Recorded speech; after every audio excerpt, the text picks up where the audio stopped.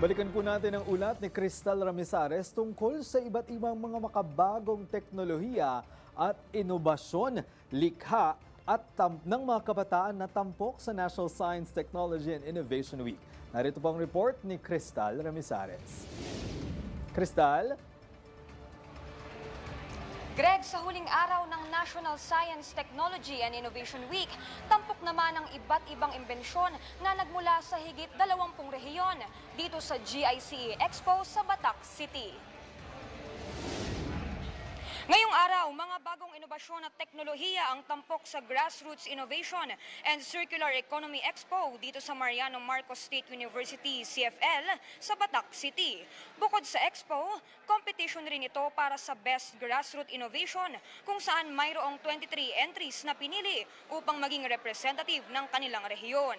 Agaw atensyon naman ang isang science project ng mga senior high school student na nagmula sa Caloocan City kung saan makakakuha ng libreng internet access sa pamamagitan ng paghulog ng papel. Ang kanilang proyekto na pinamagatang Paper Wi-Fi ay inspired sa PisoNet, bunsod ng dumadaming basurang papel sa kanilang paaralan at kakulangan sa internet access ng mga estudyante ay naisipan nilang buuhin ang proyektong ito.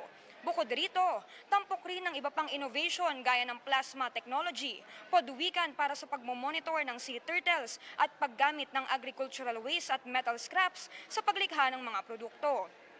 Dinaluhan rin ito ng Canadian vlogger na si Kyle Jennerman o mas kilala sa kanyang vlog na Becoming Filipino. Ayon sa kanya, isang magandang paraan ng pagkakaroon ng mga event para sa agham na pinag-iisa ang mga Pilipino sa kabila ng mga nangyayari sa bansa.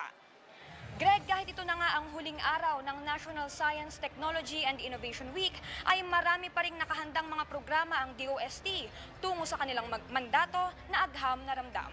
Nauna sa balitang totoo at laging bago, Cristal Ramizares ng IBC News para sa Alauna sa Balita.